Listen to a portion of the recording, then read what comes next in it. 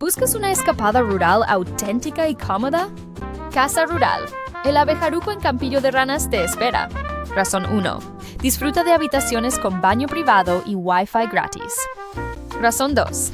Cada rincón tiene un encanto rústico y acogedor. Razón 3. Estás junto al Parque Natural Hayedo de Tejera, Negra. Perfecto para parejas y amantes de la naturaleza. Relájate en terrazas soleadas y respira aire puro. Cocina equipada para preparar tus platos favoritos. Descansa en camas de madera maciza y decoración artesanal. Ambiente cálido con vigas de madera y chimenea tradicional. Explora rutas de senderismo y vive aventuras al aire libre. Prueba piragüismo o simplemente disfruta del paisaje. Ideal para desconectar y conectar con la naturaleza. ¿Listo para tu próxima escapada rural inolvidable? Reserva ya en Casa Rural el Abejaruco y vive la experiencia.